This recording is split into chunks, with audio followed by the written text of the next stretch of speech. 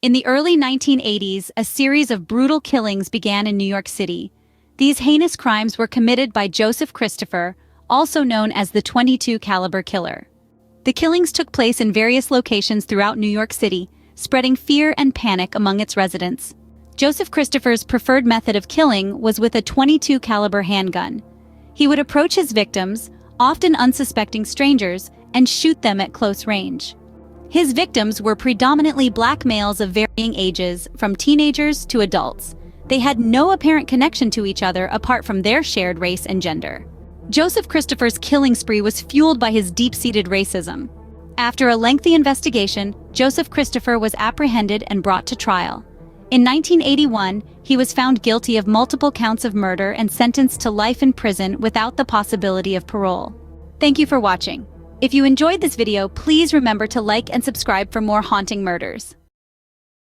In the annals of criminal history, few names stir as much dread as that of Gerald John Schaefer Jr., infamously known as the Hangman. A former law enforcement officer turned predator, Schaefer's reign of terror spanned from the late 60s to early 70s.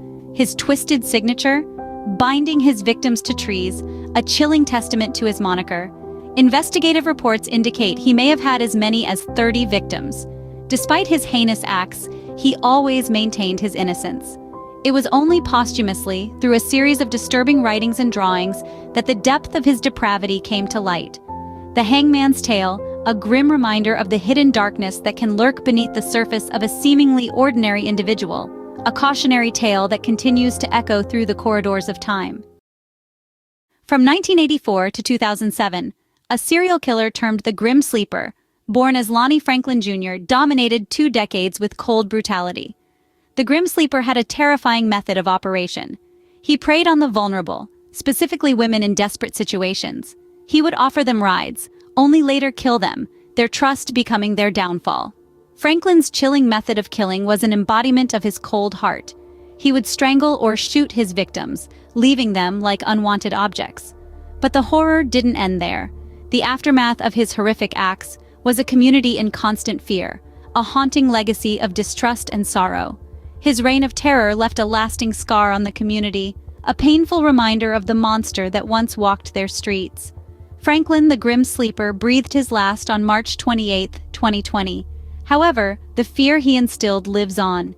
Subscribe and hit the notification bell for more haunting murder videos. From 1997 to 2006, Louisiana was terrorized by Ronald Joseph Dominique, the Bayou Strangler. Dominique used harmless demeanor to lure victims, predominantly men of color, exploiting their desperation by offering them money or a safe place. He would find these vulnerable individuals in areas he often patrolled. Once he had them alone in a secluded location, he would bind them to prevent any escape, and strangle them, leaving behind a horrifying trail of victims. Dominique's manipulative tactics allowed him to operate undetected for nearly a decade, claiming the lives of 23 men. His reign of terror ended in 2006 when he confessed to the authorities to avoid the death penalty. He was sentenced to 8 life terms with no parole. His new home is the Angola prison. For more such content, like and subscribe for more haunting murders.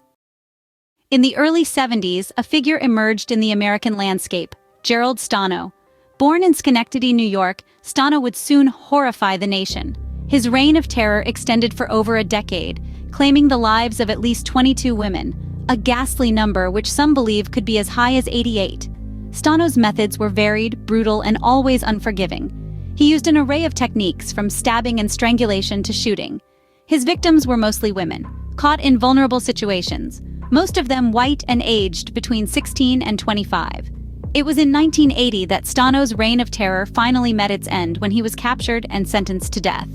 He resided on death row until his execution by electric chair in 1998, bringing a chilling chapter of American crime to an end. Stay curious and keep listening.